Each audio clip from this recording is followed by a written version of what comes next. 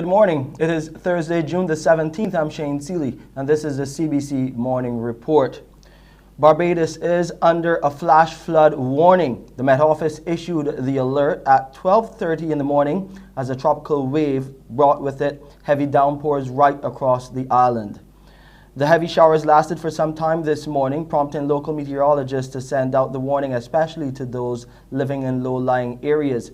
Now, this tropical wave is expected to generate moderate to heavy showers and thunderstorms as it passes over the island. The tail end of the tropical wave is affecting Barbados right now, and you're going to expect rainfall accumulations of between 25 to 75 millimeters. The Met Office is expected to update this flash flood warning as we speak. We'll get those details for you as they become available. Meanwhile, we've also been hearing reports about power outages, mainly to the north and to western sections of the island. We'll try to get an update from the Barbados Light and Power Company on that as well. There's some strong advice for employers this morning coming from a human resource specialist. Embrace remote work and working from home or lose big time in the medium to long term. The assessment is coming from the president of the Human Resource Management Association of Barbados, Brittany Brathwaite. She tells the Morning Report remote work is here to stay, which means the private sector and by extension the government need to get on board, not just during lockdowns due to COVID-19, but as a general way of doing business going forward. She explains an organization's flexibility is now the key for business survival and attracting top talent. Whether or not certain entities want to facilitate it, it's here to stay. And I think there's going to be a test of agility around this topic, because the fittest and the most agile organizations will survive, and they will also attract the best talent. So if you find organizations who are overly archaic in the way that they want to manage, they're going to lose top talent. If you allow flexibility, you will find yourself attracting and retaining that better talent. So I would say over to those people with the brains, the good old brains who are managing organizations, to ensure that they see the facts in all of the gray areas and recognize that whether or not we want it, remote work is here to stay and is a fantastic positive in most ways.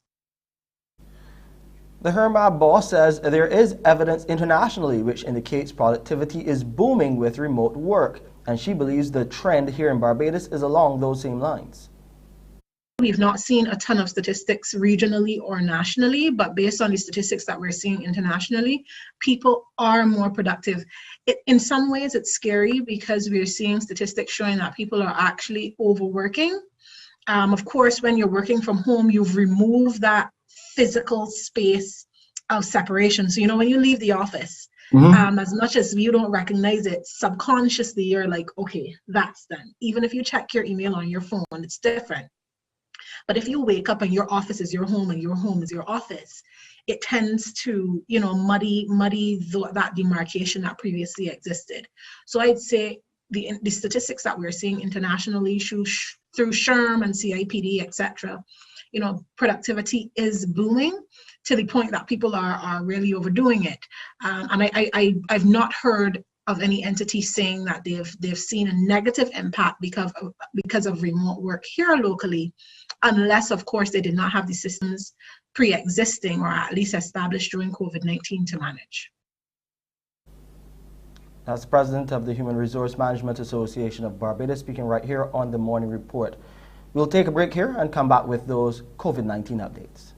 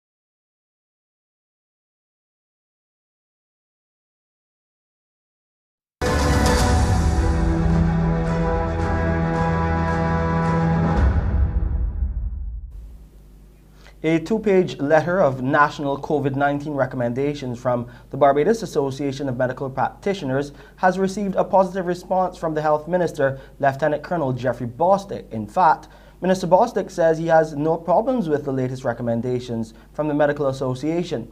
Over the weekend, BAMP released the letter, which advanced a number of suggestions, including routine testing for workers in the hospitality industry, schools, protective services, ports of entry, and the health sector. Mr. Bostic says the suggestions have been helpful. Generally speaking, I have no issues with BAMP's letter, and in fact, I would go as far as saying that we at the Ministry of Health and Wellness, we actually appreciate the recommendations raised by BAMP as well as the concerns that they have expressed. And even though we may not agree on everything, I can say that generally speaking, we agree and we don't have any issues with them. In fact, we actually use most of the content to help us to plan as we're going forward, the way forward for the country as we navigate the murky waters of the COVID-19 pandemic. And so the letter has been very, very useful. And that is what I would say in relation to that. And we would have had some discussions on it at the Emergency Operations Center, the Ministry of Health and Wellness, and we were able to utilize the material to help guide us as we go forward. The age at which people can register online for the COVID-19 vaccine here in Barbados has been lowered. When the website was launched last weekend, only people 50 years and over were being allowed to enter their information to get the jab. The co-coordinator of the National Vaccination Program, Major David Clark, explains why they made this adjustment. We have actually lowered the age to 40 because quite a few people, 48, 49, were trying to book. So we have actually lowered the age to 40 for the appointment system. The appointments have been going reasonably well. We start off rather slowly over the weekend, but as time has gone by, the appointment system has picked up. It is important that people actually use the appointment system because it would save us time at the actual vaccination sites. When people arrive, we would not have to enter all of the information. It would already be in the system. Director of the Pan American Health Organization, Dr. Carissa Etienne, has urged G7 countries to prioritize Latin America and the Caribbean. This following the promise over the weekend by the world's richest countries to donate 1 billion vaccine doses to countries in need. She told reporters at her weekly media briefing the countries suffering the most should be at the front of the line. Today, less than 1 in 10 people in Latin America and the Caribbean have been fully vaccinated against COVID. Yet, we are a region of more than 600 million people where cases are mounting, hospitals are full, and variants are rapidly circulating. So while vaccines are needed everywhere, we hope that the G7 nations will prioritize doses for countries at greatest risk. Now on this wet Thursday, let's hear from Pearson what he has coming up for you on today's edition of Morning Barbados. Pearson, over to you. It being Thursday today is our day when we focus on our exceptional young people. They are already finding their footing in different ways than we would have imagined when we were their age. One of them is a pentathlete. She lives by the mantra that you can get nowhere without hard work and dedication. And so we'd want to hear from her about why she's chosen this particular area of discipline. Another who's also 17 years old, who's still in secondary school, who wants to be a doctor, but who has already found her fallback passion, where she can now excel in this world as well. And a footballer who has used soccer to propel him now into being a networking and data communications officer with a master's in that as well. So we'll get to meet them and a whole lot more straight ahead when you join me here on Morning Barbados. Back to you, Shane. Thank you, Pearson. Now right here on the Morning Report, you'll hear about police investigations into a second unnatural death in that same St. Peter community where a police officer recently lost his life. More details on that after the break.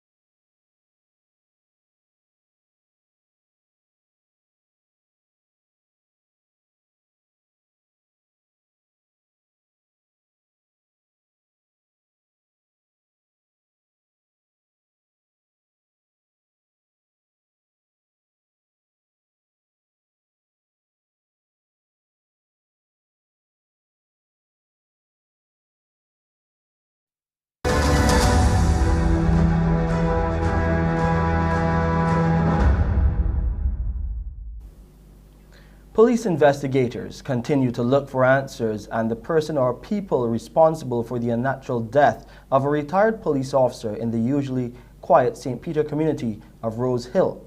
It's the second such incident in less than a month, and the rapid succession of fatal crimes has created some uneasiness for residents of that district. We hear more from Aaliyah Briggs. Tragedy has struck the close-knit community of Rose Hill, St. Peter once again, and residents are calling it deja vu. Just a short distance away from the scene of last month's fatal shooting of a police officer, there has been a second unnatural death involving a former lawman. The lifeless body of 68-year-old Grenville Cumberbatch was discovered in the backyard of his residence this morning. While details of what led to his death are still unknown, Police Public Relations Officer Acting Inspector Rodney Innes says investigations into the matter are still ongoing. We are conducting our investigation. We've cordoned the area and we are conducting our investigations into the matter.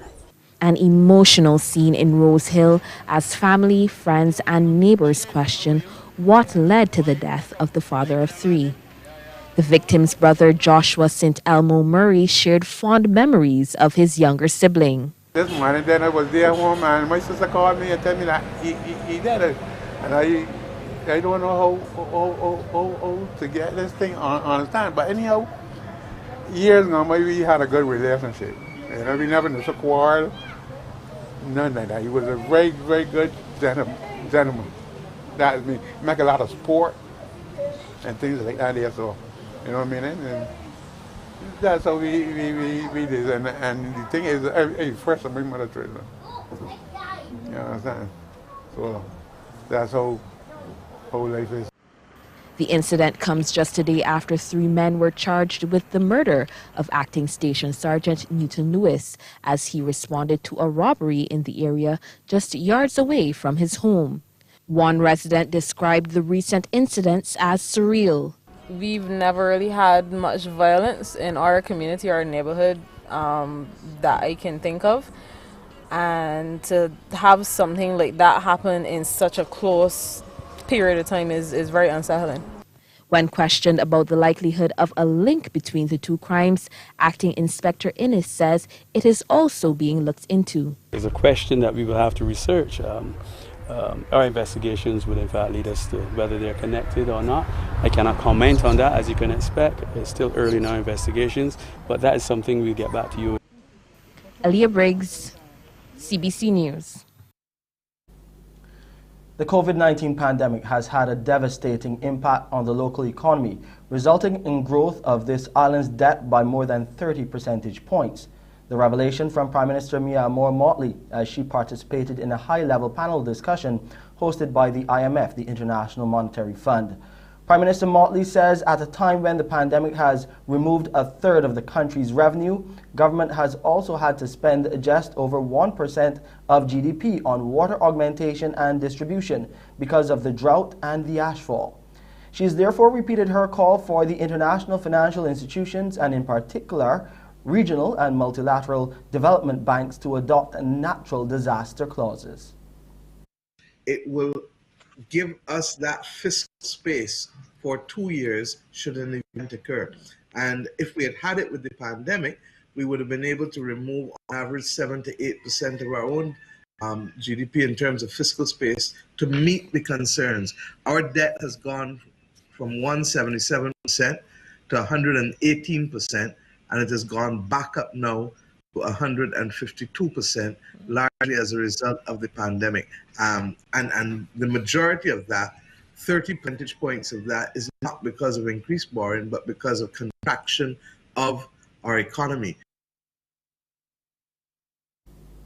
Meanwhile, the managing director of the IMF, Kristalina Georgieva, has welcomed the call for integrating what she calls a common sense clause into the debt instruments of countries frequently hit by disasters.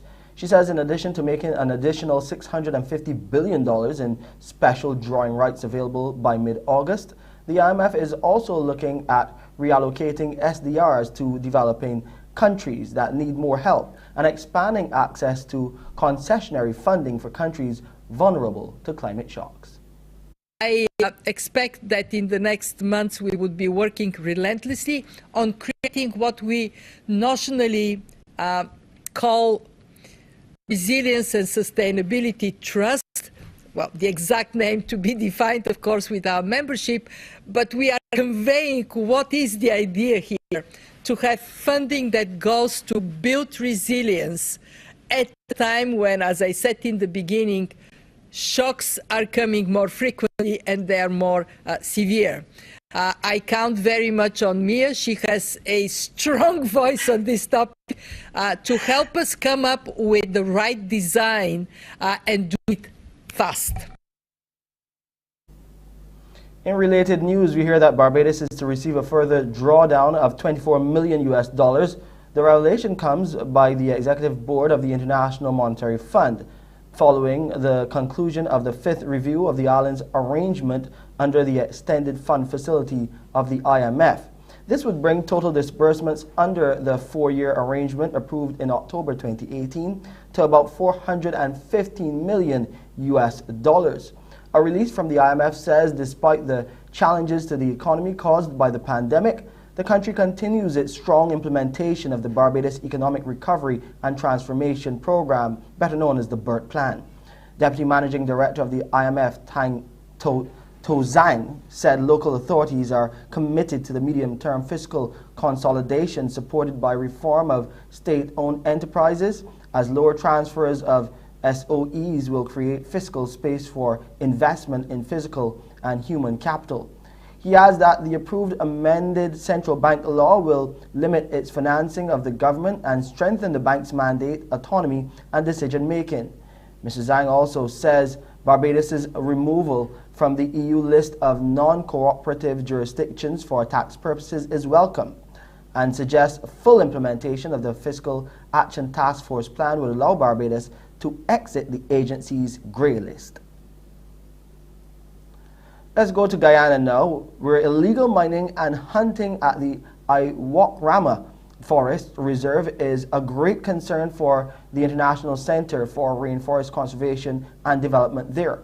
There are also fears that these activities will create serious implications for the sustainability of the forest. Established in 1996, the Iwokrama International Center for Rainforest Conservation and Development was formed under a joint mandate between the Government of Guyana and the Commonwealth Secretariat to manage the Iwokrama Forest. The Iwokrama Forest, located in the heart of the Guyana Shield, comprises 371,000 hectares of forest and is one of the 4 last pristine tropical forests in the world. As such, it is the duty of the Center to sustain the forest through research on the impacts of climate change on the forest, which is achieved through monitoring. In April 2021, the Center celebrated 25 years in existence, and while it continues to fulfill its mandate, it has not been void of challenges. In an interview with Reshma Prasad, a biologist working at the Center on Monday, it was revealed that the forest reserve is presently being invaded by illegal miners and hunters. Because of the COVID situation, at first, the monitoring was not, it did not occur as it used to before because of the constraints of COVID.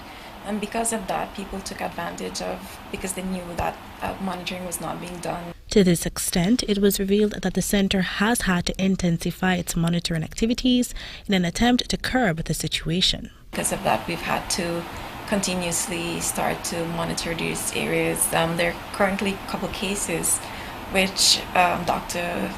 Raquel is currently dealing with in the court regarding the illegal mining. With regards to hunting, it was noted that numerous species are now endangered because of the activity. In international news, the police in the Iraqi city of Basra say they are dealing with a new drugs crisis. Officers there say they don't have the resources to deal with the problem. 2 pills were enough to get hooked.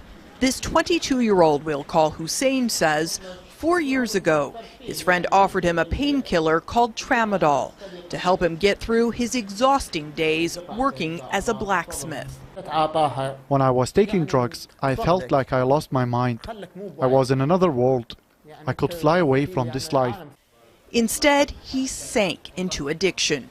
He says he spent money his family relied on in pursuit of his next high and almost overdosed on a number of occasions. He risked getting arrested. His friend and former dealer is now in prison. Hussein is now learning how to live without having to numb himself with painkillers.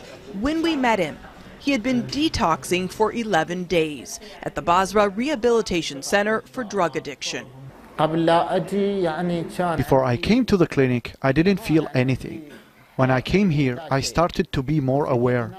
It has made a big difference. This is the only inpatient drug rehabilitation hospital in Basra. Methamphetamine and tramadol are the primary drugs of choice among addicts. Unemployment, poverty,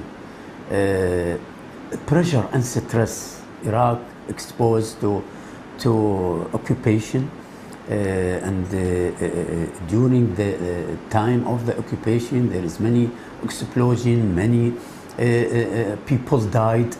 Basra has the largest port in Iraq and is near the borders of Iran and Kuwait. It's become a marketplace for illegal drugs. In 2017, Iraq declared victory over the armed group ISIL, and a relative calm began to settle over the country. But since then, the drug problem has grown. In sporting news, at the back end of the South Africa innings in the first test, it could be said that the West Indies bowlers dropped the ball somewhat, allowing the visitors to put on 79 runs for the 9th wicket. This has been a pattern that has been creeping into the regional bowling attack in recent times. However, fast bowler Kemar Roach said despite that dip in form, he knows that the bowling unit is working hard to correct all of their mistakes. I think the bowling group is doing well. Obviously, we had a debutant in Jaden in the last test match. I thought he went very well in the innings. But bowling at a set batsman for tail ender is always a difficult situation, especially when he's going well, when he's been batting for a while, he's been set. It's always tough to try to get him out or restrict him as well as we could. I thought we handled the situation pretty well. I thought could have been worse, but yeah, from 222 for 8, obviously we would like to bowl him for 250, but I guess cricket plays funny sometimes. So I just wanted the guys to remain positive, keep executing the plans, and believe in yourself. I just thought we bowled pretty well up to that stage. Obviously at the end it got away from us, but it was a pretty good performance in the first innings for us at the bowling side. And another talking point has been the pitch in St. Lucia that seems to favor the seamers. In Roach's opinion, it does have its benefits too for the regional team. The pitch in St. Lucia, it bounced a lot more than I've seen in a while. It reminds me of a wicket probably in Australia or probably South Africa. So it's about us adapting. It's about us taking the challenge and obviously try to be as positive as we can. I think these pitches will benefit us in the long run, especially if we go to overseas tours, like I said, South Africa, like Australia, where the ball bounces a lot more. We wouldn't be unfamiliar when we do go to those countries. So I think it's good to have a wicket like this in the Caribbean where we can prepare ourselves for those overseas tours. And that second test between the Windies and South Africa is set to bowl off tomorrow. Meanwhile, several key Australian players have made themselves unavailable for their upcoming white ball tour of the West Indies. Sean Green has more on that story.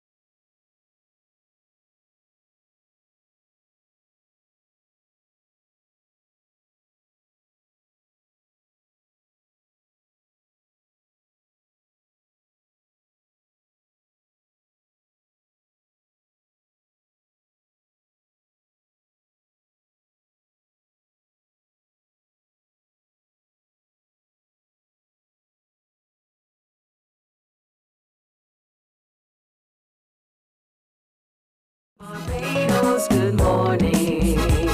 Wake up, wake up, wake up. Morning to you. Good morning, everyone. Welcome to Thursday, the 17th of June, 2021. There's a lot to be thankful for. We are immediately thankful for you keeping us company here on Morning Barbados, this emerging and exceptional Thursday morning. Welcome to those of you watching us on our streams on Facebook at CBC Barbados and Morning Barbados. Wonderful having you company. If you're watching us via our YouTube channel, Caribbean Broadcasting Corporation, as always, we're grateful for your company too. Now, let's get started. We're going to meet some very interesting young people today who are continuing to amaze us by what they do. We consider them to be exceptional. This one, we go to England to find. His name is Andre Lynch, by way of St. Philip, all the way to the UK, and there he is now. Good morning to you, Andre. How are you doing? Good morning, Pearson. Good morning, Barbados. I am doing quite well, thank you. And yourself? I'm doing well too. Thank you for asking. Now, of course, people are going to be asking, Andrew, what are you doing in the UK? How did you get there? What happened? So, around 2007, I won a Commonwealth scholarship to study in the UK. So that's my first foray abroad in the UK studying. I spent over a year there, completed my master's in networking and data communication. I returned to Barbados for maybe about 5 to 6 years working at the University of the West Indies. And then I returned in the UK to continue my career essentially in IT. So IT has been your passion. That was alongside football as well, because you're also one of those who enjoys sport. Let's talk a little bit about the discipline of sport and how it relates to your chosen career. Tell me about that. So I think there's a lot that can be compared or drawn in terms of relationship between your career, your personal life, and sport. There are lots of different attributes that you need to show in sports that would be necessary in your chosen career or life to be successful. Hard work, dedication, persistence, being able to listen, take on advice, and looking to develop yourself, and all those different types of attributes help you along your way in whatever path you choose. Sport itself also brings some setbacks and difficulties from time to time, and I'm sure that's also a part of what helps to map your brain when it comes to networking and data communication and so forth. You understand when a challenge presents itself, how to overcome that challenge. And has soccer also been a part of that discipline for you? Oh yes, it is. I think that's a part of life, to be able to face challenges head on, or when they do occur, being able to have a plan B, or being able to deal with those challenges. So I've had a few challenges in my younger years when I was heavily involved in football. Had a number of serious injuries, one that took me a long time to recover from, but also to maybe disappointments in terms of not being where I wanted to be at a particular point in time. And then, thinking about ways in which I can actually reach certain goals from that position. So here you are now in IT. Has it always been one of your foremost passions, or is it something you discovered along the way? I would say that it's kind of something I discovered, but it's born out obviously through my love for sciences. I'm not only a curious person trying to understand how things work, how to solve problems. So I was drawn to physics, maths, and then computer science was something that I came to love through my first degree at the University of the West Indies. Which was in computer science and electronics. Which computer science and electronics, exactly. Spot on. So as a network, with your master's now in networking and data communications, what particular field are you in? You're in the field of IT, but what is your job function at the moment? What's that called? Yeah, so currently I am a technical account manager slash sales engineer. So I work for an IT company that provides products and services for other IT companies for them to perform or deliver their services to their customers. So typically what I do would be, traveling up the UK, well, before COVID, obviously, traveling up and down the length and breadth of the UK, meeting business owners, meeting IT directors, help them to understand cybersecurity, because that's the area I'm focused in right now. educating them in terms of our products and services, performing business service reviews, and basically helping them to develop strategies to educate everyone about cybersecurity, but also to how they can sell and train their staff as well with respect to cybersecurity and the products and so forth. When you look at what we offer here in Barbados, do you see that kind of vast opportunity available to Barbadians on this 166 square miles? Well, Barbados is a very small market, very small pool, talent pool to choose from, and we're so blessed with I would say human capital resources that's talented, that you naturally have to look for other options outside. We've been doing that for decades, and I think that we've got in Barbados some pretty good vehicles to enable that. So, for example, I used to be part of the, well, still kind of still, but I used to be a player with the Barbados Soccer Academy, which is an organization which is very successful, marrying both academics as well as sport and prowess for young footballers, and giving them the opportunity to explore other options outside of Barbados, securing scholarships abroad, particularly the US market. So currently, the academy has secured 36 scholarships, with 3 pending. And along with the academy, what I would like to say as well too is just to mention and give thanks to some individuals as well as some organizations that have helped an organization like the Barbados Academy to be successful. So, for example, the RBC Capital Markets, they've been sponsoring the team over the years, National Sports Council, the Commonwealth School, the YMCA for providing access and use of their facilities since the inception of the Barbados Soccer Academy, but also to individuals. I think you have to give back as well. So I just want to thank some of the managers who have been with Mr. Jack Bovell at the Academy over the years, such as Mr. Anthony Jordan, Miss Deborah Lowe, Mr. Ricardo Taylor, Miss Margaret Silva Carter, because you can have dreams, ambitions, but you also need the environment. You need people around you that are going to encourage you and help to foster the conditions for you to be able to explore those avenues. I'm so glad you said that, because oftentimes, we watch children play football and we think that's just sport, that's just fun, that's just something they want to do, kick about the ball and run after each other. But it's much, much more than that, and that's where the Barbados Soccer Academy assisted you in the particular discipline, and you're being able now to give back. How else are you being able to give back, Andre? So I think I've been giving back since the first time I joined the academy. So I was part of the first cohort of players that Mr. Bovell recruited back in 2004. So he actually was my manager when I was part of the under-23 national football team, and I guess through that interaction relationship, he identified some qualities in myself. So not only was I, for example, the team captain, I also was, for example, the media spokesman. So I would, let's say it was the different media houses, or let's say when coaches visited, I would be the person who would be really speaking on behalf of the academy. When coaches would visit, I would be someone who would kind of be like the liaison officer, letting them get to know a bit about the academy, a bit about Barbados, making them feel relaxed and welcome. But also over the years, I've also been, for example, as I said, the educational side of things is very important. So I would be part of the tutoring team for SATs, yes, which is necessary for you to demonstrate you've got the capabilities to make it in the US college system. But also I've been a manager, I've gone on tours with the team abroad, and also coach the teams as well too. So I've pretty much worn almost all the hats they are to wear in the academy.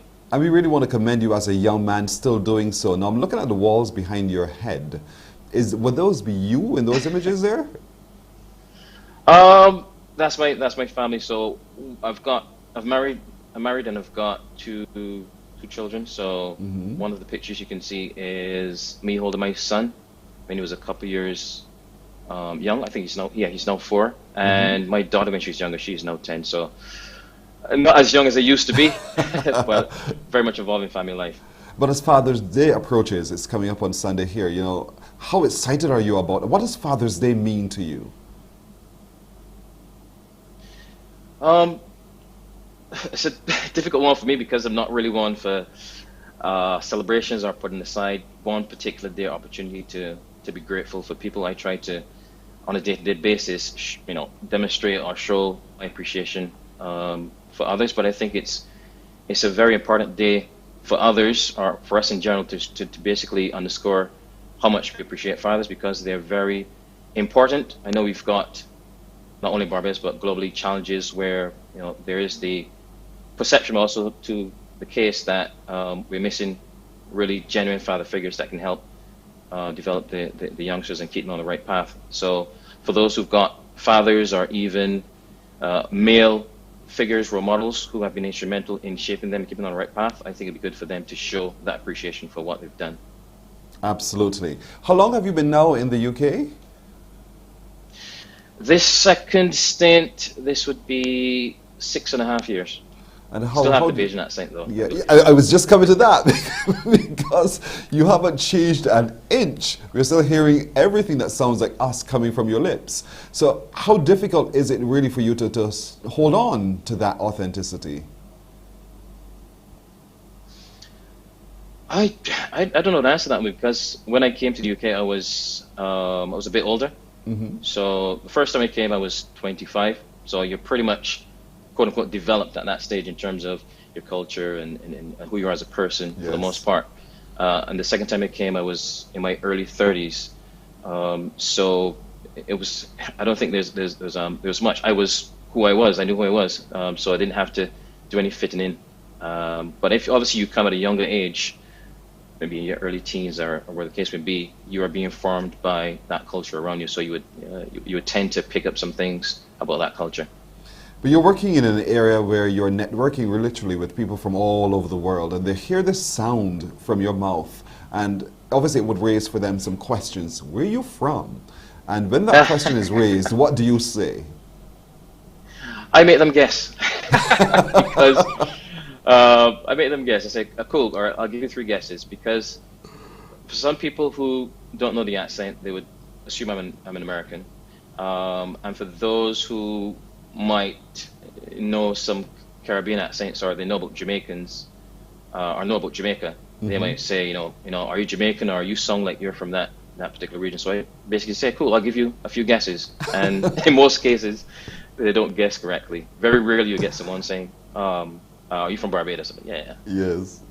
And when that happens, of course, just a mere mention of the word Barbados, or to see the flag of Barbados, I'm sure it triggers for you some pretty strong emotions. Describe those for me.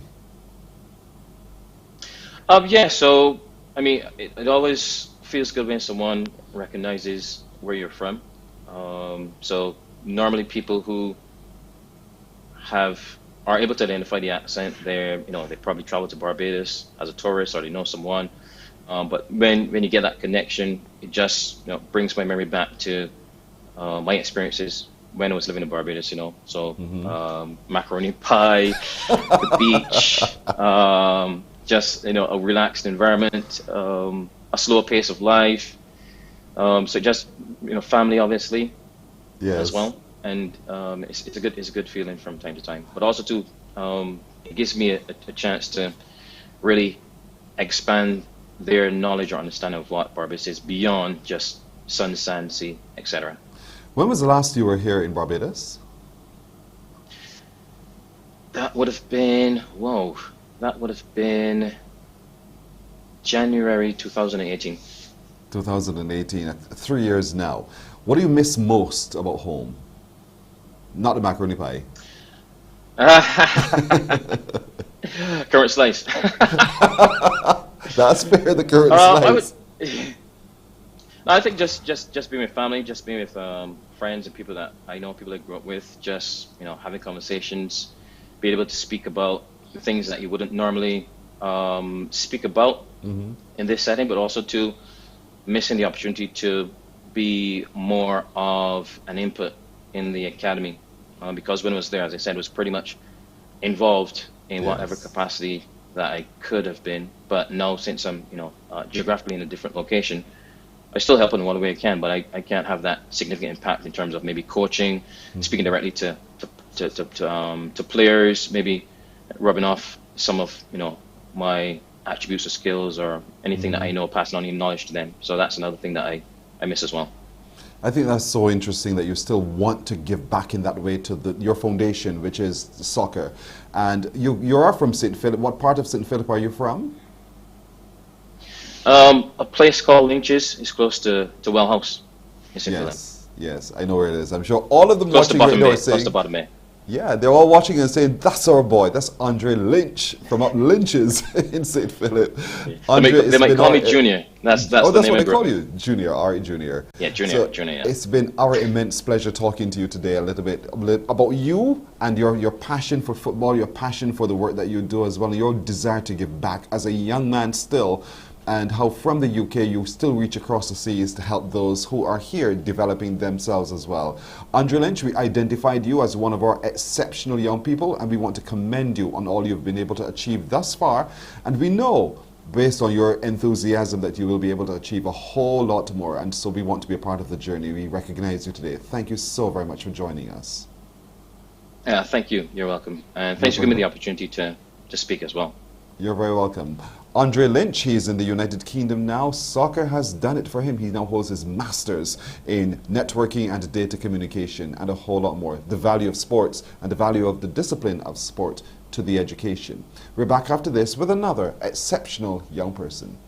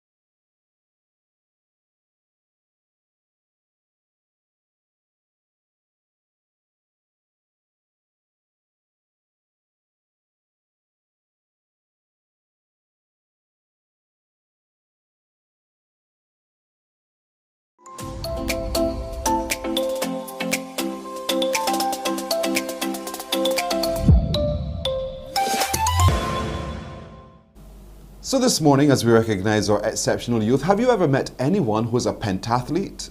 Answer me honestly, for real. Have you ever? We're going to meet one now. She's a Barbadian. Her name is Sanoja Jilks. Good morning to you, Sanoja. Good morning. How are you doing? I am okay. How are you? I'm doing very well. And is that Daddy next to you right there? Yes. Hey, Pearson. How are you doing, my friend? Nice to see you. Good to see you as well. But Sanoja, this is about you as an exceptional young person as well. You know, you're a pentathlete. You're also an equestrian. You're so much. You're a fencer. You're all of those things. How much has Daddy influenced you in all of this? He just tells me what to do.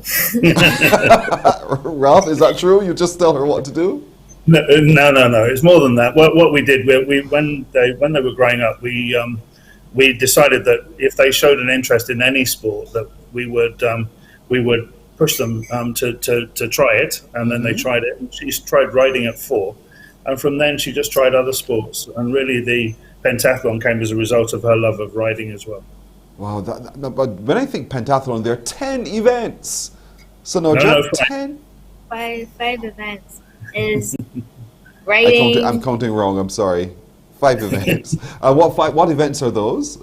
Riding, swimming, fencing, shooting, and running. Wow. You're 17 years old. You've been doing this now. It feels like eternity, and you're really good at it. So which one do you think you're best at? Fencing. Between fencing and running. Definitely.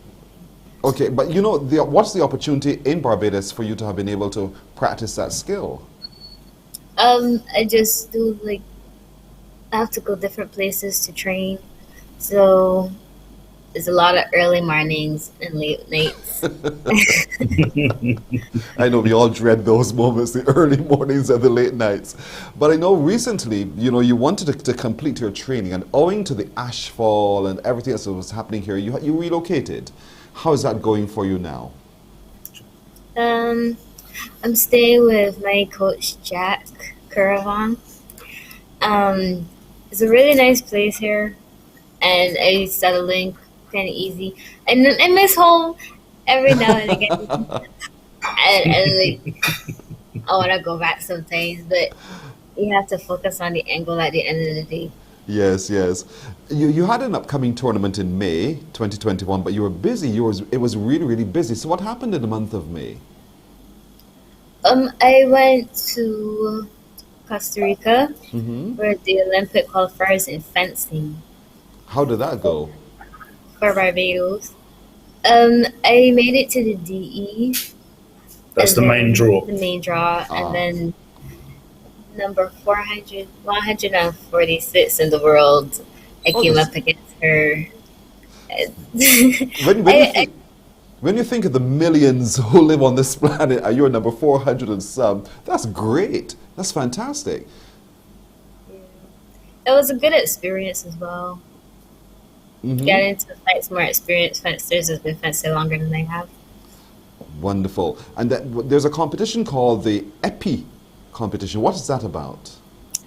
Epee is the name of the weapon that I fence. So you have 3 weapons. You have saber, foil, and epee.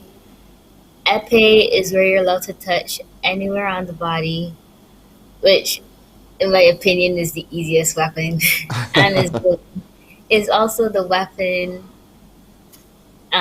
used in the pentathlon.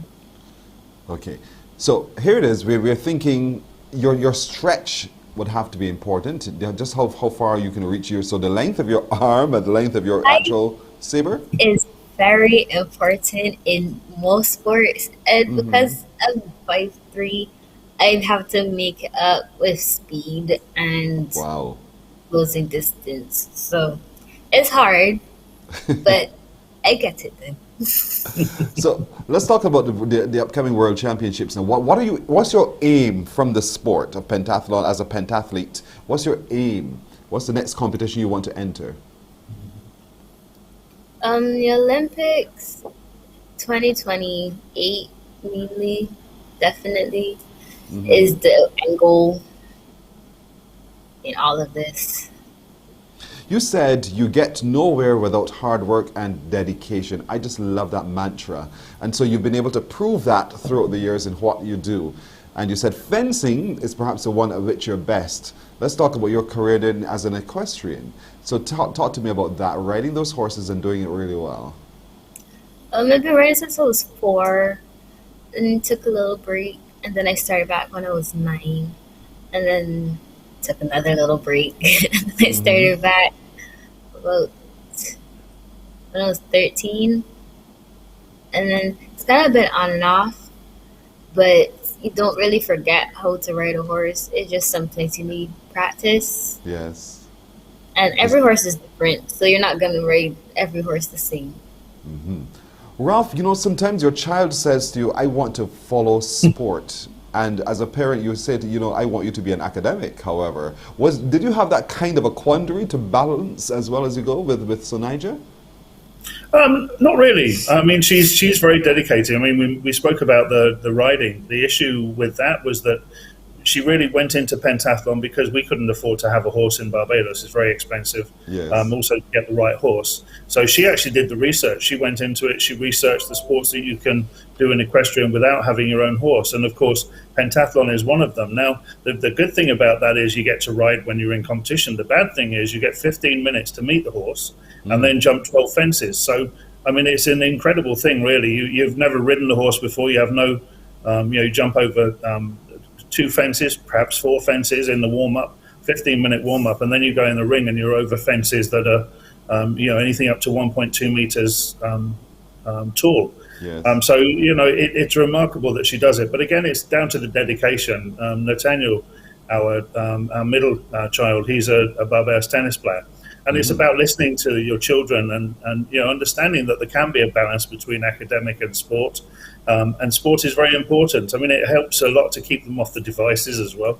30 to 40 hours of training. Look at the face. 30 to 40 hours of training a week is not easy, and it tires you out. And she's got, she in the pentathlon. I mean, she performed absolutely brilliantly, personal best in pretty much every single event. In the pentathlon, and then in the relays as well, and obviously winning an individual bronze and 2 team silvers was with her partner Jake Sinclair was fantastic as well. This is great. With Sanoja, you have the best of both worlds. You have a daddy who is a fantastic chef, and then you're passionate about what you do. How is the diet? What's your diet as you prepare for all of these events? Just to stay fit.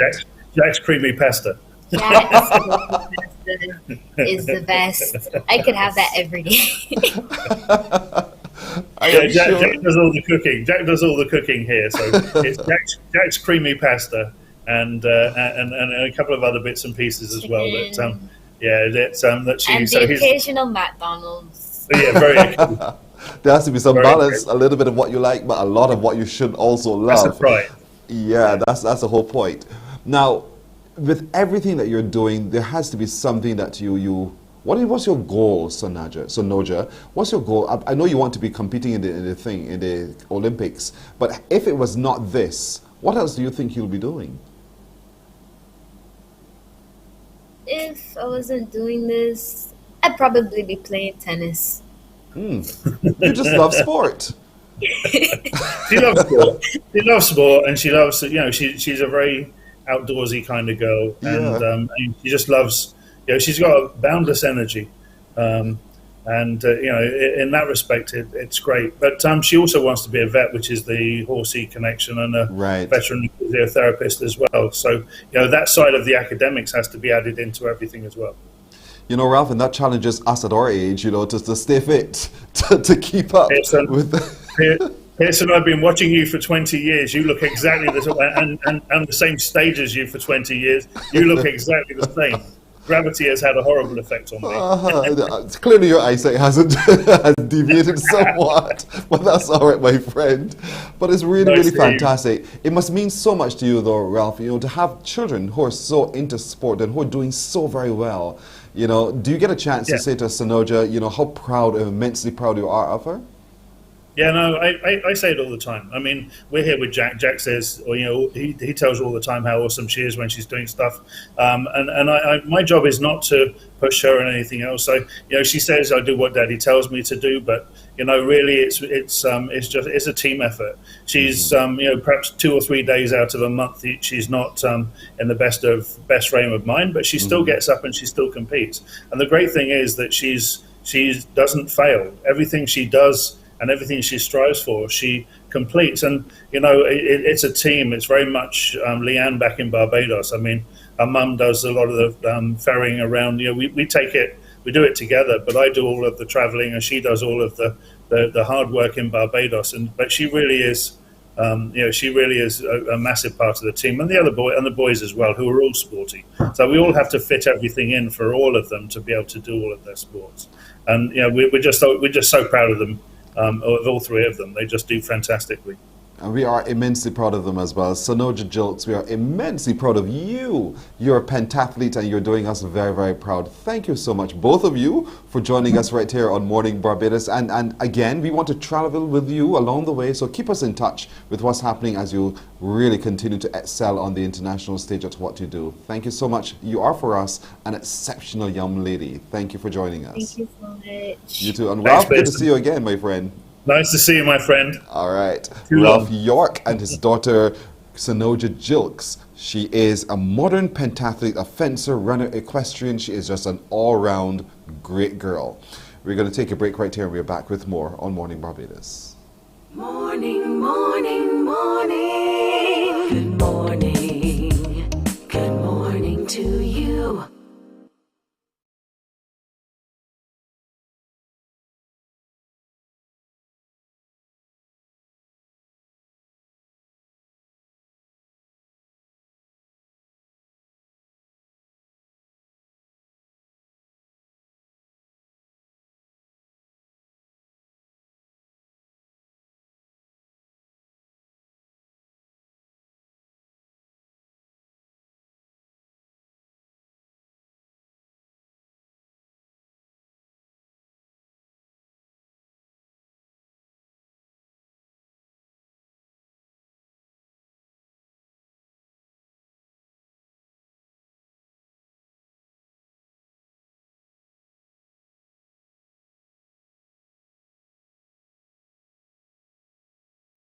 Morning, morning, morning. Good morning.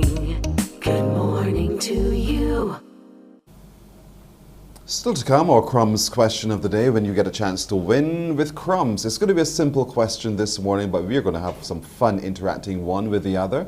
We'll also continue to get to meet some more of our exceptional young people. One man who is by way of the Alexandra School doing some phenomenal work, and you're just showing you of how in Barbados we have so many young people who are doing exceptional things, and we did walk and live among us, and we just don't know. But they're also very bold to try new ways and new approaches of achieving just who they want to be and bring greater value to themselves and to this nation as a whole. 2.5 after the hour, let's get an update now in news.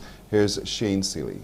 Yes, Pearson, a lot happening this morning. The Barbados Light and Power Company is responding to reports of a number of power outages in western sections of the island. The manager of communications and government relations, Jackie Marshall Clark, has been speaking to me this morning, saying that she's going to give an outage update very shortly. Well, the areas affected include parts of the north as well, and eastern and central sections of the island. As soon as we get that update, we'll bring the details for you. Meanwhile, the Barbados Water Authority has also received reports of outages in several parts of the island as well, after their pumping stations were forced to go offline due to the power outages. As light and power crews work to restore power, customers, BWA customers in these areas will also experience low water pressure and outages. Water tankers have been dispatched to assist affected residents. Meanwhile, the Met Office has discontinued the flash flood warning issued for Barbados earlier this morning. A tropical wave affected the island, bringing with it thunderstorms, heavy downpours, and high winds right across the island. CBC has already received reports of damage. Cheryl Straker lost part of her roof this morning to high winds in Tent Bay, St. Joseph. We are also hearing of downed trees along the highway in sections of St. James. Conditions are, however, expected to improve today as the system moves to the west. We will continue to get updates from the Met Office as well. In other news, there is some strong advice for employers from a human resource specialist. Embrace remote work and working from home, or lose big in the medium to long term. The assessment is coming from the president of the Human Resource Management Association of Barbados, Brittany Brathwaite. She tells the Morning Report, remote work is here to stay, which means the private sector and government need to respond and get on board, not just during lockdowns due to COVID-19, but as a general way of doing business going forward. She explains an organization's flexibility is now the key for business survival and attracting what she calls top talent. Whether or not certain entities want to facilitate it, it's here to stay. And I think there's going to be a test of agility around this topic, because the fittest and the most agile organizations will survive, and they will also attract the best talent. So if you find organizations who are overly archaic in the way that they want to manage, they're going to lose top talent. If you allow flexibility, you will find yourself attracting and retaining that better talent. So I would say over to those people with the brains, the good old brains, who are managing organizations, to ensure that they see the facts in all of the gray areas and recognize that whether or not we want it, remote work is here to stay and is a fantastic positive in most ways. A two-page letter of national COVID-19 recommendations from BAMP, the Barbados Association of Medical Practitioners, has received a positive response and review from the Health Minister, Lieutenant Colonel Jeffrey Bostic. In fact, he says he has no problems with the latest recommendations from the Medical Association. Over the weekend, BAMP would have released the letter, which advanced a number of suggestions, including routine testing for workers in the hospitality industry, schools, protective services, ports of entry, and the health sector. Minister Bostic says the suggestions have been very helpful. Generally speaking, I have no issues with BAMP's letter, and in fact, I would go as far as saying that we at the Ministry of Health and Wellness, we actually appreciate the recommendations raised by BAMP as well as the concerns that they have expressed. And even though we may not agree on everything, I can say that generally speaking, we we agree, and we don't have any issues with them. In fact, we actually use most of the content to help us to plan as we're going forward, the way forward for the country as we navigate the murky waters of the COVID-19 pandemic. And so the letter has been very, very useful. And that is what I would say in relation to that. And we would have had some discussions on it at the Emergency Operations Center, the Ministry of Health and Wellness. And we were able to utilize the material to help guide us as we go forward. That's our 7 a.m. headline news, Pearson. Of course, we will continue to bring updates in subsequent newscasts about these stories we are following with the power outage from the Barbados Light and Power Company. Also, what's happening with our water from the Barbados Water Authority and the Met Office to continue to send those weather updates our way. Thank you, Shane. The subsequent newscast on radio at 8 o'clock this morning, then at 12 noon here on TV8 Newsday. All right, we're going to take a break at just heading up to 8 minutes after the hour of 7, and we're back with our Crumbs question of the day. Morning, morning, morning. Good morning. Good morning to you.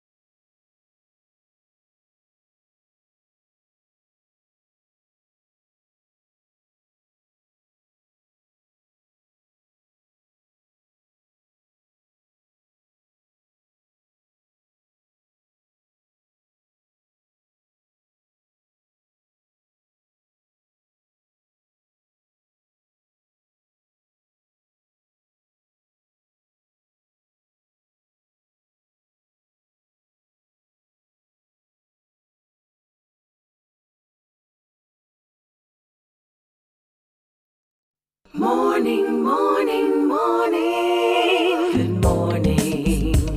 Good morning to you.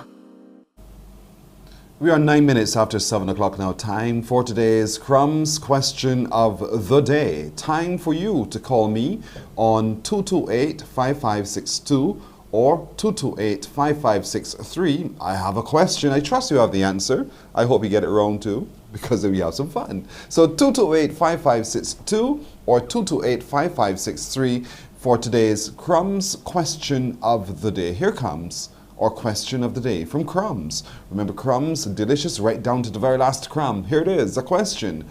I am a hard, stick-like coconut bread. I am moist and family to the famous Bajan sweetbread. What am I?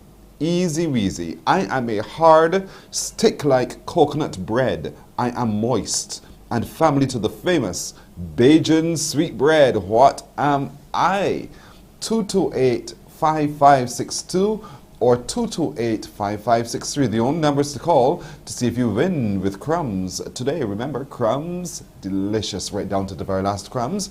There's a Crumbs outlet very near to you, so find it, get in there and get your baked products. You'll enjoy them all. Good morning to you. Hello. Good morning, Pearson. Hi, how are you doing? I'm good, and what about you? I'm doing very well. Thank you for asking. What parish are you watching us from? St. Michael. Where exactly in St. Michael are you? Just below the hill from you. I don't know where you are from me. Just below the hill. So which hill? BET Hill? This one that goes over here to Basra? Which hill? Parkinson Hill. Oh, you mean that hill? Oh, okay. So you're watching us from the Pine. Yes. Have you ever been to Crumbs Bakery? Yes. And what do you think of your products from Crumbs Bakery? You better watch your mouth. They're great, though. They're great. You're smart. You're smart. So what did you buy when you went to Crumbs Bakery? Well, there's the salt bread, there's the choice bread, there's the chicken patties, there are the little small sweet bread, the cakes, the pastries. Just running off of pastries. I just love pastries. You do? And Yes. what about the taste? Because they say it's delicious right down to the very last crumb. Very much so. Wow. Would you recommend Crumbs Bakery? Yes. All right. What's your answer? A light pipe. Don't. Oh no. It's a lead. You sure? Yes. Are you sure? You positive? Yes, yes, yes. What makes you so positive? I just feel so because it's like that's the first thing that comes to my mind is like the sweet rice family is long and it's hard, so that's the only thing that could have come. But that's the first that came to my mind was a lead pipe. The first thing that came to your mind was a lead pipe. Well. Have you tasted the lead pipes? Yes. Are you one of those girls who grew up on lead pipes? Yes. All right, I will give it to you, Miss, right here from the Pine. You're absolutely right. It is the lead pipe. You look at you laughing at me. Well done. What's your first name? Alicia. Alicia is you. All right, Alicia, thank you. I wasn't calling you though, but I was like, you know what, there's a light pipe, so I could not resist it. Because you were looking forward to me to mess you up again, but I wouldn't do that this time around. Yes. Alicia, you stay on the phone. You stay right there on the phone, okay? We'll talk to you a little bit more because we need to get some other information from you. Alicia is absolutely right. It's right there on your page, on your screen. Yes. The lead pipe. Alicia, hold on. Thank you. All right, and so you that's have it. a great day today, Pearson. Likewise, Alicia. Thank you so much for being so kind. You're Thank you. welcome, dear. All right. Alicia won today with our Crumbs question of the day. We have another question for you tomorrow. Another opportunity for you to win too.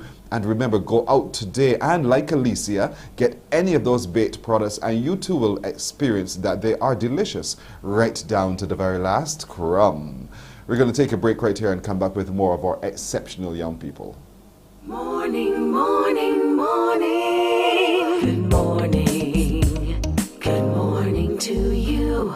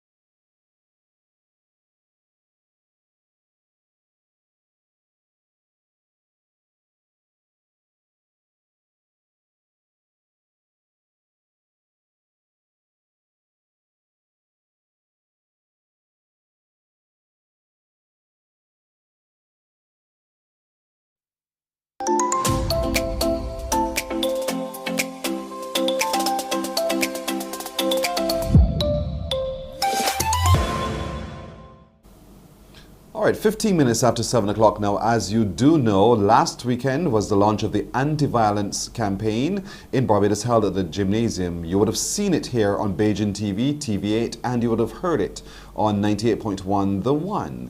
But while listening and watching, you heard one young voice that came right through and he pierced the quiet of the day. His message still resonates with us. Take a look at him and what he had to say. Hi everyone, my name is Trevor Forlika and I am 6 years old. I go to school at Elton Primary School and the class I am in is Infants A, and today I am going to be speaking about how gun violence should stop. So it really just makes me feel not fine, you know? It makes me feel not fine. You see, when I am angry, I just have this spirit in me that all I have to do is just lie down and try to calm myself down. You see? So anytime you are angry, just do the same, it might help. These guns around the whole entire world, it is just very foolish death, you see?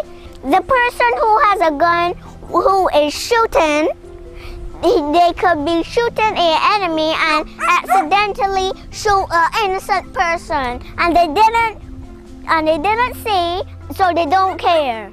So it needs to stop immediately.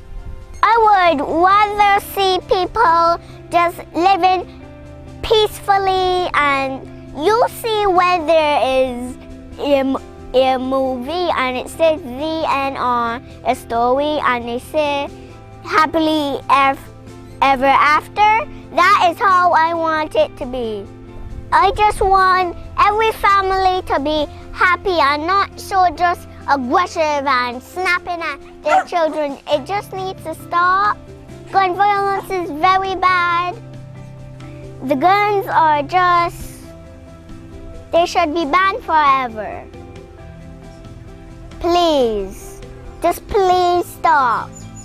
Please make it stop. Just a look on his face. Please stop. Please make it stop. End the violence. We can all work together from the mouth of babes, and as they say, from his lips to God's ears. Let's all make it stop. End the violence. The voice of the young, the voice of the youth. We'll take a break and we're back with more on Morning Barbados. Morning, morning, morning. Good morning. Good morning to you.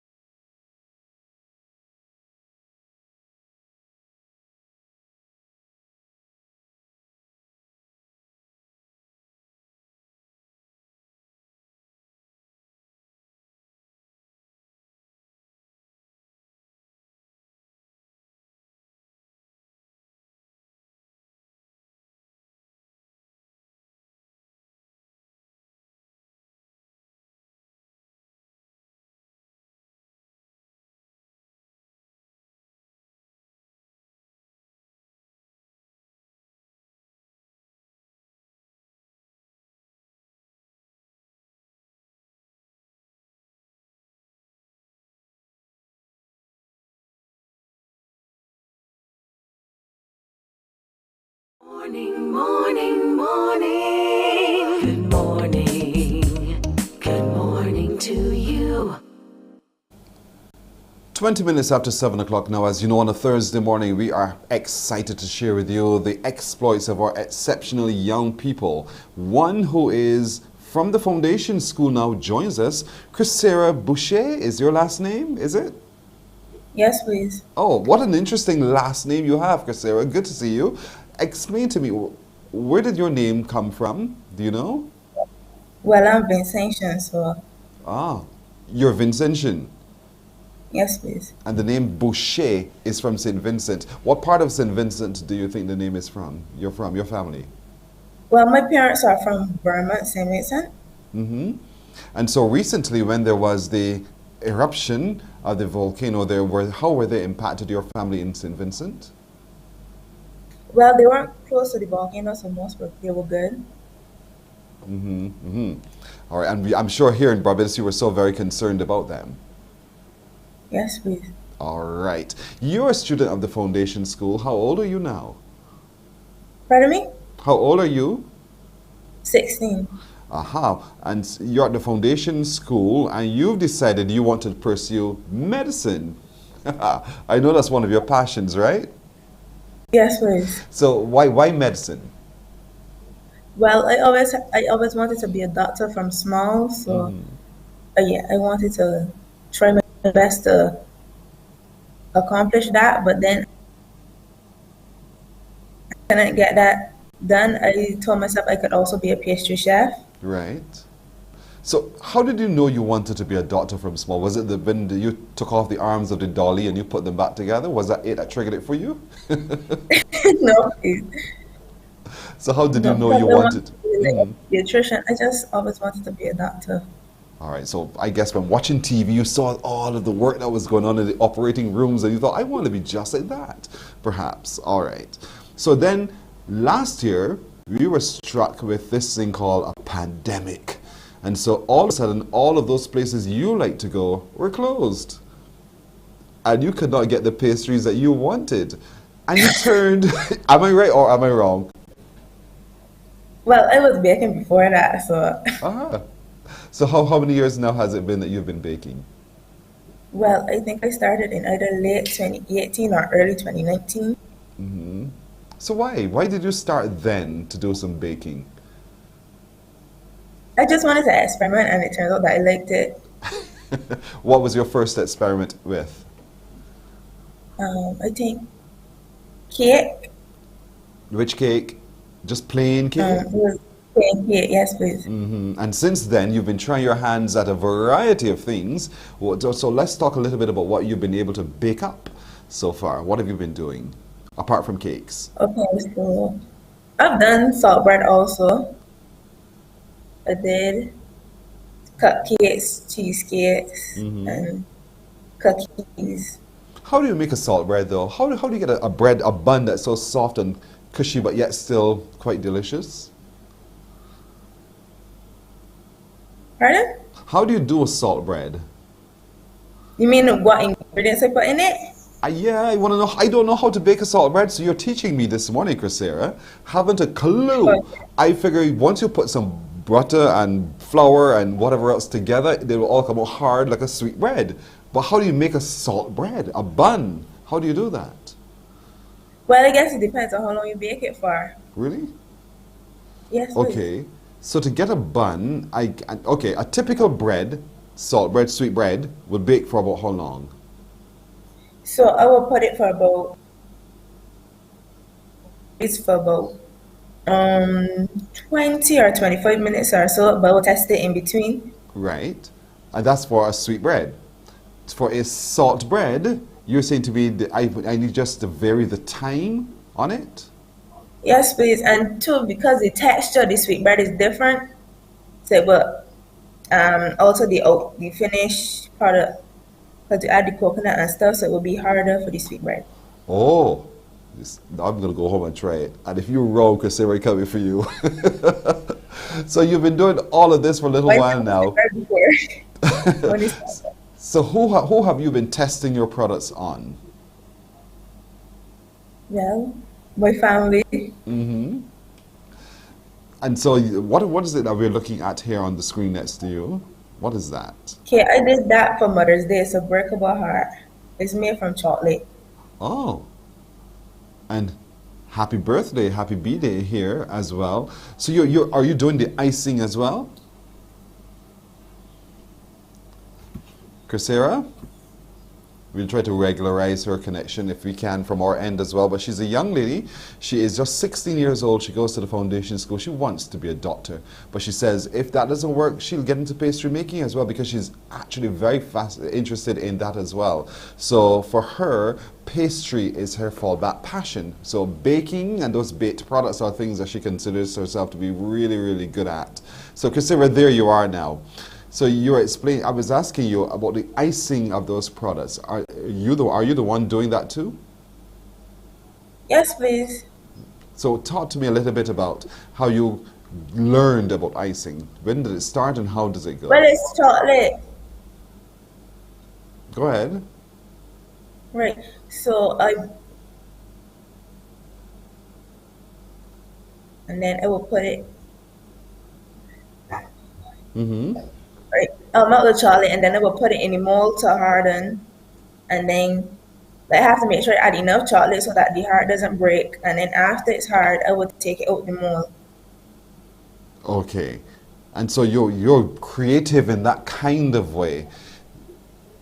you work obviously with patterns and ideas that people will present to you.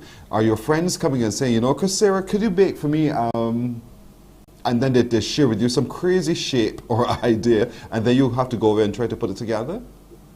Well, I only started this for Mother's Day, so with the hearts, I recently started that, and I had to come up with like designs and stuff. So I use YouTube sometimes. And so far, so good. Yes, please. In terms of what's the stages of development of your business, have you given consideration to that? If pastry making is a thing that you want to get into, have you given consideration to how do you now move it from just you baking a few things for those who live around you to really going into business? Have you given thought to it? Yes, I'm still trying to figure it out. So what do you tell me what you've figured so far? Pardon? Tell me what you've figured so far. As to how we're going to make the business. How you make the business work for you. All right. Well, I'm trying to. Right, I'm trying to broadcast it as much as I possibly can, but it's a bit difficult. Yeah, I can imagine. But you know what? Something tells me in time you get it all right, Chris Sarah Boucher. Thank you. Have you given a name to the business? Yes, please. What's it called? Right, so for now I have. I'm sorry, I want you to repeat that name for me. Luxury Treats. Luxury Treats. That's an interesting name. So are we able to find on social media as Luxury Treats? Yes, please. All right. Chris Sarah Boucher, thank you so much for joining us. Every success with your Luxury Treats and every success with your quest to become a medical professional as well. All the best to you going forward, and thank you for joining Mornin Barbados as an exceptional young person. Chris Sarah Boucher, thank you. Thank you for having me. You're very welcome. Have a great day. It's 29 minutes now after the hour of 7 o'clock, and we're, as you know, given what's been happening owing to the weather conditions, deteriorating weather conditions overnight, it's impacted the delivery of electrical services to some parts of the island. Jackie Marshall-Clark is on the line with us now. Jackie, good morning. Good morning to you, Pearson. Regretfully, it has. And so this morning, I'm reporting that several of our electricity customers in the north and in the center of the island are without supply. And this is due to a central transmission line. There was a fault on the central transmission line, and we were affected, as you would understand, you said it just now, by this significant lightning storm overnight. But we have identified the fault, so crews are currently working, and we're hoping to safely restore those customers as soon as possible. We had a few other distribution problems in St. George and in St. Philip due to the inclement weather as well. But customers in St. Philip, they were restored, while crews are still working in St. George to restore customers there. So I will keep you updated. We will keep our customers informed. But of course, we certainly regret this inconvenience caused by these outages. Everyone watching, listening would want to get a sense. I know you can't say definitively within the next hour or so, but can you give us an estimate as to how soon the restoration of electrical services could be expected? I know that that is always the request from my customers, but it is not always an easy thing to do. Again, we're hopeful that we will restore within the next 3 hours, 2 to 3 hours. Again, not a very good thing for me to do, but I know customers need to know because they want to plan a day. Children need to know what to do in terms of school, etc. So we are working towards that. Please, don't hold that against me. But that's what we're working for, Pearson, and I know you understand. Of course I do. Of course I do. So we'll wait to hear more from you and the Barbados Light and Power Company, and we wish you all the best. We know it's not easy because it's not your fault, but these things do happen. So thank you, Jackie Marshall-Clark, Communications and Government Relations Manager with the Barbados Light and Power Company, and of course you'll keep us up to date, and we'll wait to hear more from you. Thank you, Jackie. All right, 29 minutes to go to the hour of 8 o'clock now. A release just in from the Ministry of Education, which says that owing to last night's thunderstorms, several areas around the island have reported fallen trees, blocked roads, electricity and water are off in some areas. The combination of those factors, though, will impact students and staff getting to school and will also impact the grounds and buildings at some schools. The Ministry of Education, Technological and Vocational Training is therefore advising that all schools will operate online today. All schools today will operate online so that all necessary cleanup and restoration may be carried out. Any assessment planned for today will be rescheduled. Any inconvenience is regretted. So once again, that's coming from the Acting Chief Education Officer, that owing to the weather conditions, all schools will operate online today so that necessary cleanup and restoration may obtain. Any assessment planned for today will be rescheduled. So all schools on the online platform today, any assessments to be rescheduled. A message just in to us from the Ministry of Education, Technological and Vocational Training. Where do I go now? I'm somewhat lost. So we'll take a break right here and we're back with more. Morning, morning, morning. Good morning. Good morning to you.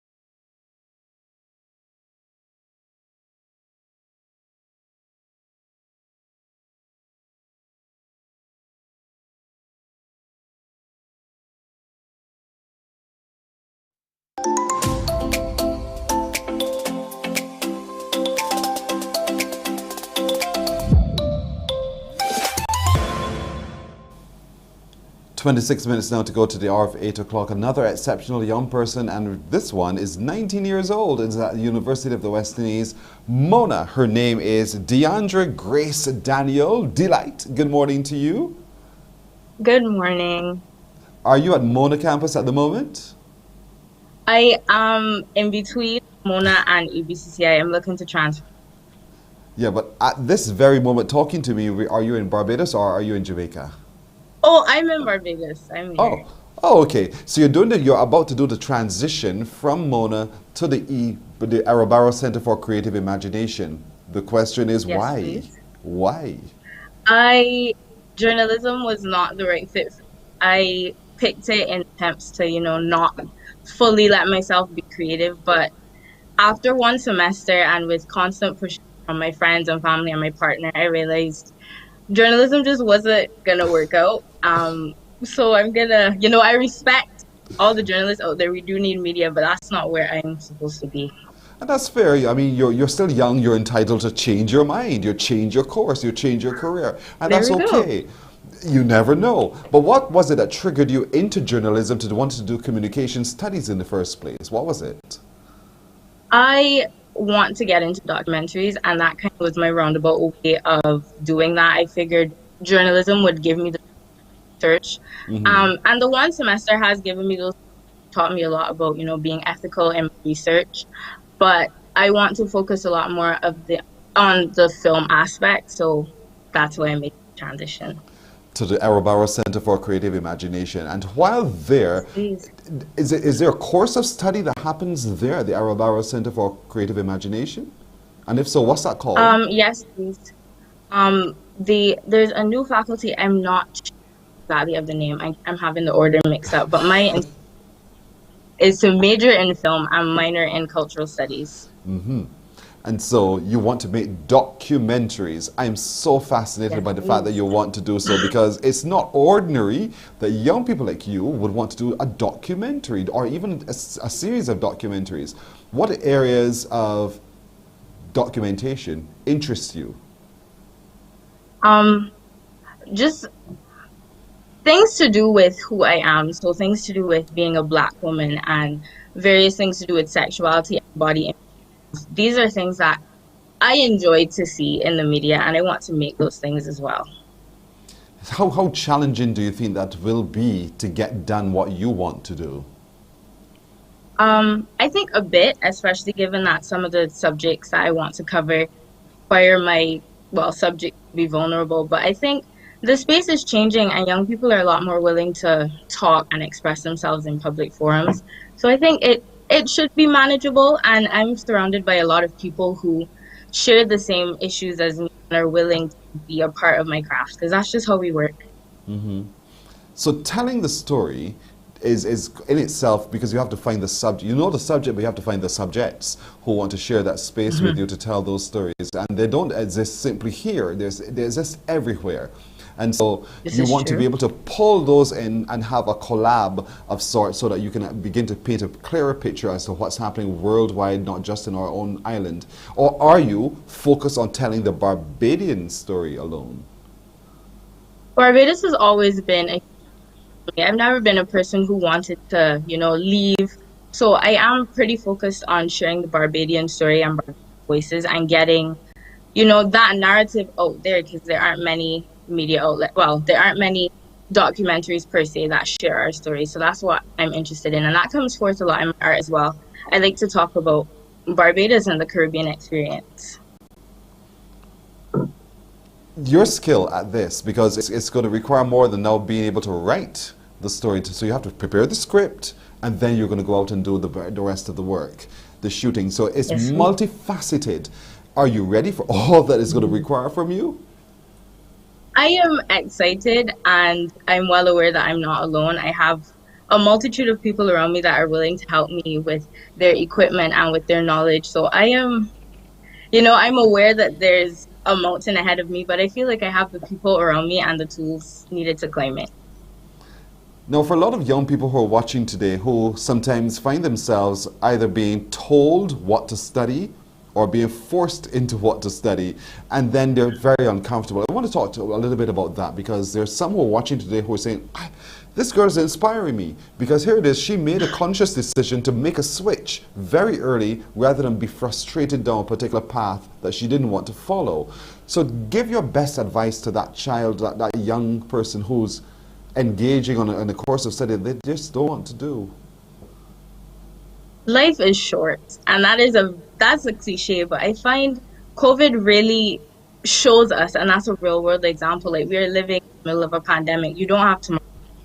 So the idea that you're gonna just study something you don't like for 4 years and then maybe switch or do it on the side, that doesn't really work, because you don't know what's gonna happen tomorrow. So just do what makes you happy now. It's your life. I understand pressure from parents, and I'm not gonna be dense and say, just forget what they say. But at the end of the day, you need to make the choices that are gonna make you happy. So if that is changing your degree and pursuing something creative, then do that. But you know how difficult that is to have that conversation with the people understand. who hold a purse string, furthermore. So, how did you deal with that? Because it's not just you alone. There are people who are saying, I'm funding you. So if I'm funding you, then you better do what I want you to do. How did you deal with that? My mother is extremely supportive. She, from jump, when I was pushing myself to, she was the person that was like, I've never heard you mention journalism at all. This is not for you. Likewise, my partner is a filmmaker, and he also was pushing me. And all the people that I surround myself with, it really came down to my support system. They were all creative individuals that just were constantly hammering in, Deandra, you need to listen to yourself. You're a student of the Queen's College, and yes, Queen's College is known for academics. So here it is, It you are doing something in the creative space. And while there is some academia associated with that, some would look at what you've chosen to do and think, that you would have wasted all those years at Queen's College, girl, what are you doing? What do you say to them? I think that my years at Queen's College, well, I would have achieved, I got my CXCs, I got CAPE, so from that standpoint, I got those qualifications. But I also got a lot of knowledge from Queen's College. The history that I would have done for the past 7 years is that I want to implement in my art as well as in documentaries. Likewise, my art teacher, Miss Fergus, she was a main inspiration as well to just pursue what I want creatively and just also be comfortable in my Blackness. So I don't think, yes, there's that, outward curriculum that QC would push, but there were a lot of other lessons that I learned that I feel like I'm using in this creative field. I love that. I love that. You want to focus on the Blackness. Why the Blackness? Being Black is a huge part of who I am, and that's also a big part of a lot of us Caribbean natives. And I think oftentimes in media, what we see ourselves portrayed as slaves, or we don't really get a well-rounded image of who we are as Black people. And I think it's important for me as a young Black person to share my experience, a young Black person that, as you will be highlighting, wants to do something creative in a society where that is usually frowned upon, or that's often like the side job. I think that's a really important story to tell and to inspire young people and to help create that infrastructure within Barbados and the Caribbean, because we don't have a lot of that when it comes to the creative fields. But one size doesn't fit all, so one shade doesn't fit all, and there's a multiplicity of experiences that will come even though we share the same hue. And I think it's going to be so fascinating to hear how you're able to pull all of those elements of the one Black story to tell. Okay, you're going to go into the Arabaro Center for Creative Imagination, but have you given thought to, for instance, doing some of it now? Because I really want to see your work now. So the pressure is on me now to follow you. Currently, I have been really focusing a lot on digital art, and within digital art, some issues of Blackness come out. I also talk a lot about sexuality as well as body. But I think it's going to be the idea is that this is going to be my career, so I think I have time to tell each of those stories and to focus on each of those stories in different mediums. So whether that be sculpture or digital art or with my documentaries, I think I can get it done. It just takes research and listening and taking the... You seem to be tackling some subjects that would make some people very uncomfortable. Are you prepared? Are you prepared for those kinds of responses? I am, because at the end of the day, I have to be myself, and I'm not alone. It's easy to feel alone in a lot of these issues and when dealing with a lot of these things, but it's important for me, I feel, to let my voice be heard so other people out there that with what I'm dealing with know that they aren't alone. So I'm willing to take the criticism. That's also a part of being an artist. Like, art is subjective. You have to take criticism. You have to take...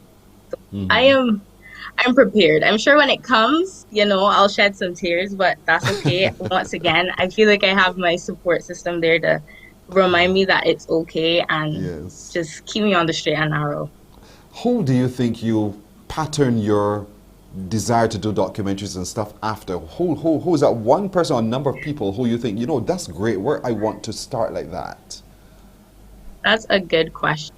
Recently, I watched a documentary, Fahrenheit 9/11. That is by Michael Moore, I believe. I like his style.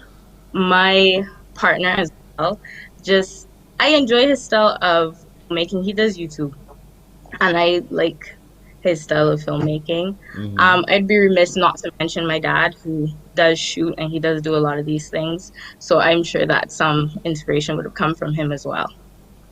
Wow. So you at least you have the real life people who are still around, who you can rub shoulders with and get to know a little bit more about how to put it all together.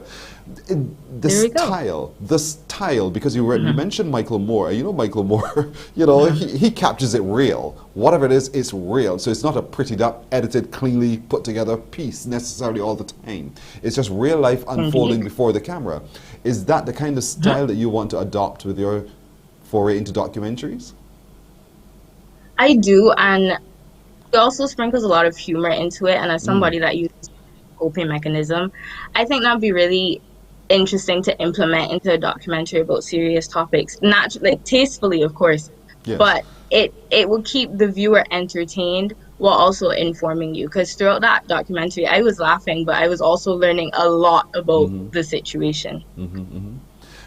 Outlets for this kind of work. But before I get to that question, what's this we're looking at?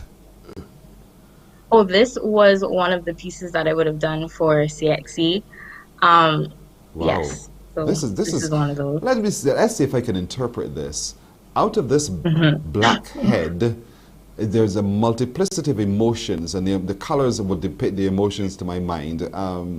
And it because it is so much flowing out, and it has no particular form or shape, it is just flowing out from the head, and it can be impacting everything around it. Am I interpreting somewhere right what I've seen?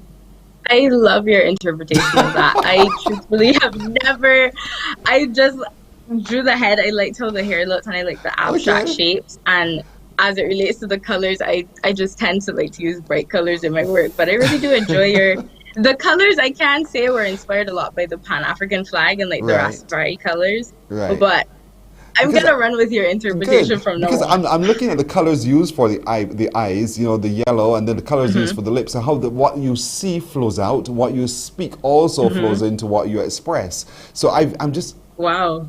I'm sorry here if I misinterpreted your art. No, this is beautiful. Thank you. This is what I'm running with. You're very welcome. But that's really, really good. And then this one. Thank you. What's this? Don't This ask me to is interpret my. it. You're good.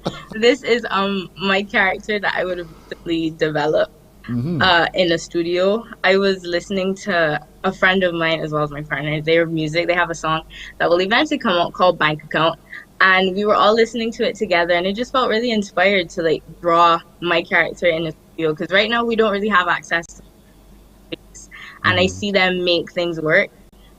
So I just felt inspired to draw and manifest a studio space for us.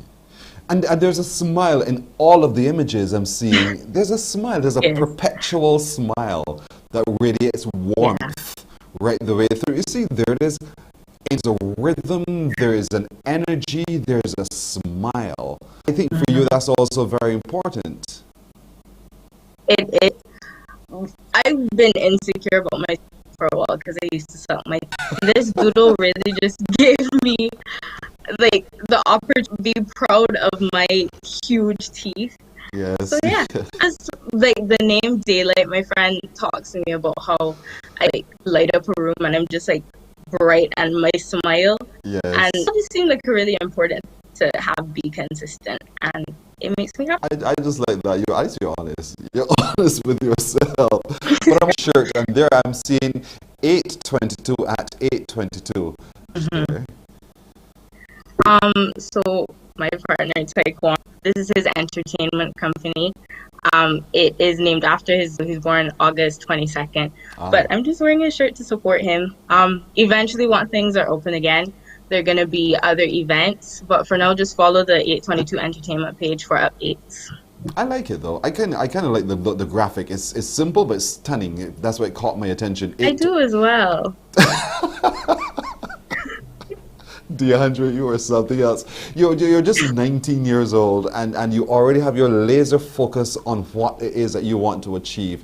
Are you hoping eventually to open up your own business as a production company? Is that part of your focus as well? That is something that is a journey for me. Monetizing my art and thinking of the business aspect has been very difficult for me. So I know, thank you for saying it seems like I have laser focus, but at times I do feel very lost. For right now, I'm trying to take it one day at a time because I have a tendency to look too big picture and get out. So my main focus right now is just continue expressing myself with the digital art and whatever other mediums and get my degree. We'll see what happens after that. Like, I love it. I was going to ask you though about when I started, I had to stop because of the art that caught my attention. Outlets for the delivery, the play out of your products when you eventually produce your work. Have you given, because of what it can be and what the outcome could possibly be, it might not necessarily find its space into mainstream. Have you given thought to where you would want your work to be seen? I have not. I have never really been one to think about the mainstream as a goal of mine. The idea of Hollywood and mainstream success in that aspect scares me. And for the past few years, I have been like trying to research what success in a creative field looks like outside of Hollywood. So I'm not sure. And I think in not being sure, that does lead me to be open to opportunities, whatever comes. And I'm not necessarily going to see doors open and shun them because it's not Hollywood. So I'm not sure who I want to see my work. I just hope it has an impact on who it needs to impact. I love that. Now, the different aspects that DeAndre will be doing, because there's a filmmaker, the person who stands behind the camera, the person who scripts, there's just the whole team to put together your documentary. Are you hoping through your studies as well to be able to have at least some skill in each of those disciplines? Yes, that is my goal. That's my hope.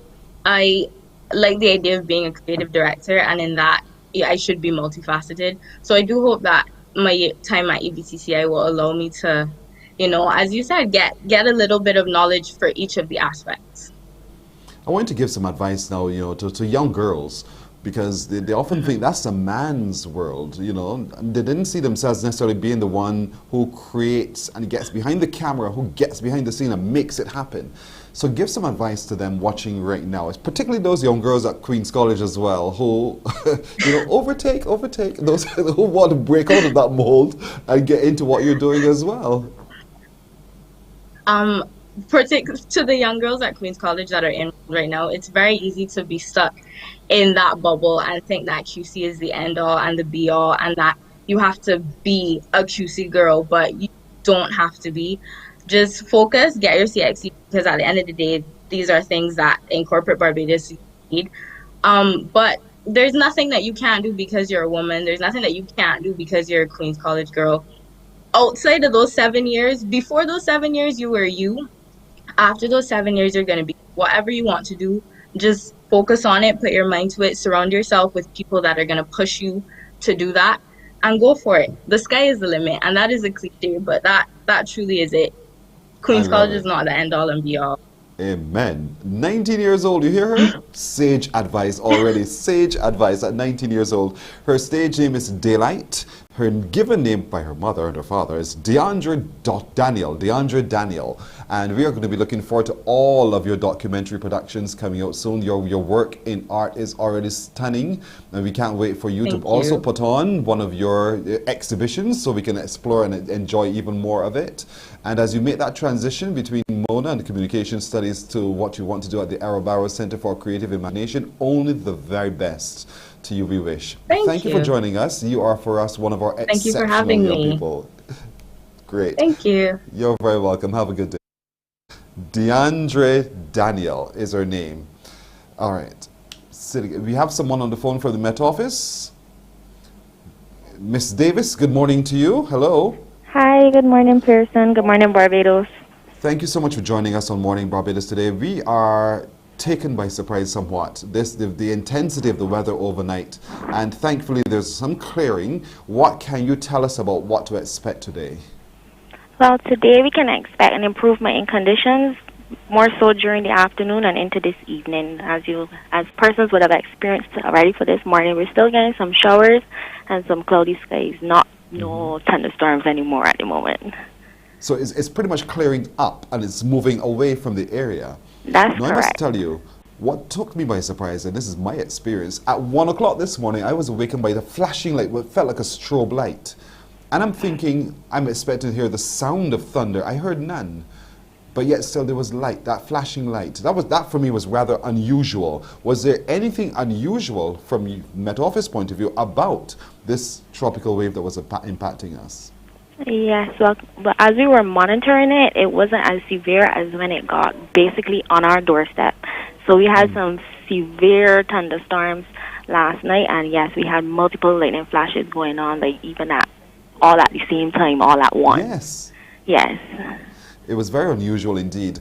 What can you say about, okay, so we're going to get the clearing later on this afternoon into the evening part. And if we're watching this on our screens, there's some video that would have been sent to us about the overnight conditions and the rainfall. Can you give assessment of what kinds of rainfall we can expect for the rest of the day? Well, today you would expect less accumulations compared to last night, because last night, mostly like the northern section of the island, they got like 4 to 5 inches of rainfall, which would equate to like 100 to 125 millimeters. And the southern portion of the island did not receive as much, because here in Charnox, we only got recorded 2.3 millimeters. So going forward today, we could expect a few light to moderate showers, but the accumulations will remain very low. And anything other systems behind this one that we need to pay attention to early? Well, there is another tropical wave coming across the Atlantic, currently at 40 west. That was as of 2 a.m. this morning, and we expect that to be in our area on Saturday, Sunday. So expect another rainy weekend, well, a rainy weekend today. Wow. I want to thank you so much for joining us, but it's good news to know that it's moving out of our area, and so we can see some relief. Look at the lights. Yes. I'll tell you, it was shocking for me. At 1 o'clock, it woke me up, the lights, because I could not believe what's going on. Who was out there doing this to me? Wow. But, yeah, it was a wow experience today. Thank you so much for joining us from the Met Office this morning. Thank you. Thank you too. Okay. You're very welcome. Of course, we'll be staying in touch with the Met Office and the Ministry of Education and the Barbados Light and Power. Just to remind you of a few things that came to our attention this morning, just to let you know too, that the Ministry of Education, Technological and Vocational Training has advised that there will be only online school today, so you don't go physically to the school plant. School will be conducted online today. Any assessment planned for today is rescheduled. And of course, you will hear more about that from your particular educational institution. We would have heard too from the Barbados Light and Power Company that the crews have been dispatched to begin restoration to those customers who have experienced outages owing to the weather system. Those of you in St. Philip and St. John, Sunbury, Church Village, Dodds, Messiah Street and Bayfield, yours have been safely restored. The crew are still working to restore customers in the north of the island, St. Lucie, St. Peter and St. Andrew, parts of St. James, St. Thomas, St. Joseph and St. George, Constant, Carmichael, Glebe, Newbury, Applewaits, Sweet Vale and Andrews, Blackmans. Please note that the unsafe weather conditions may delay restoration. However, as the conditions ease, the teams will continue to work as quickly as possible and as safely to restore your electricity supply. They are thanking you for your kind consideration there. So all we can do from here is to say thank you, and we wish you only the very best today. So be very careful with the weather conditions. The good news is that it's clearing up. So by afternoon into evening, you should see major improvement in weather conditions, but expect more rain coming on the weekend, as we would have just heard from the Barbados Met Office. A lot today, huh? But we thank you for joining us. We don't look forward to seeing you again tomorrow, should God spare life. I'm Pearson Bowen. For the crew, to all of you, have a great day. We'll see you tomorrow. Wake up.